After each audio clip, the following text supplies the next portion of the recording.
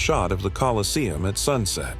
Quick, jarring cuts follow, a close-up of frightened eyes in a dark, torchlit catacomb, hands clasped in prayer, a Roman centurion's helmet glinting in the dark.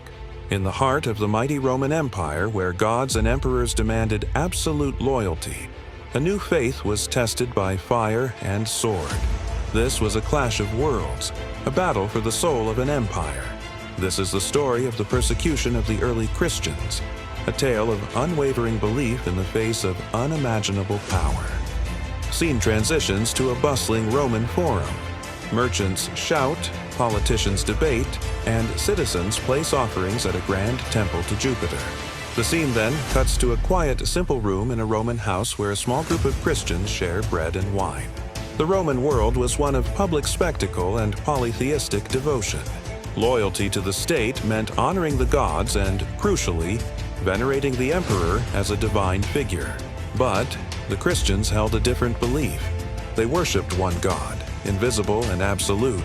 Their refusal to participate in state-sanctioned rituals, to burn incense for the emperor, was not seen as mere religious difference, but as political treason.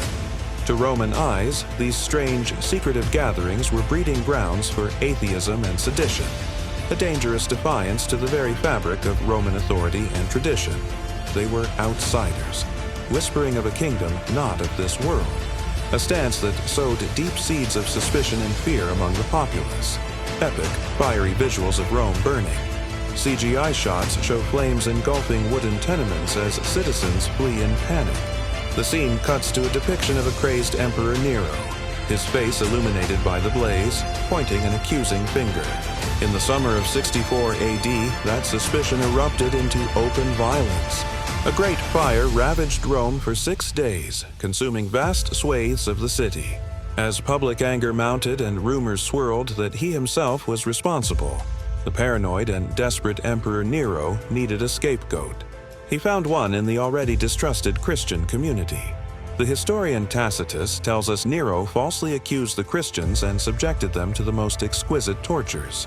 This marked a terrifying new chapter. The first organized, state-sponsored persecution.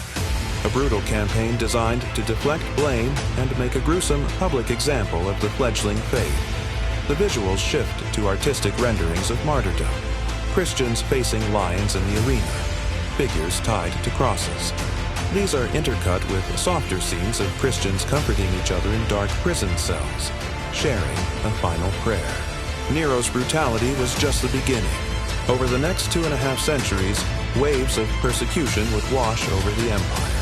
Under emperors like Decius and Diocletian, these attacks became more systematic and widespread, demanding that all citizens obtain a certificate proving they had sacrificed to the Roman gods. Yet, with every wave of violence, the faith seemed to grow stronger. The steadfast courage of the martyrs who faced death rather than renounce their beliefs became a powerful testament. Their resilience in the face of annihilation inspired conversions and strengthened the resolve of their secret communities, turning arenas of death into seedbeds of a faith that refused to die. A graphic appears on screen with a poll question and 2 options. Poll: what was the biggest factor in the Christian survival?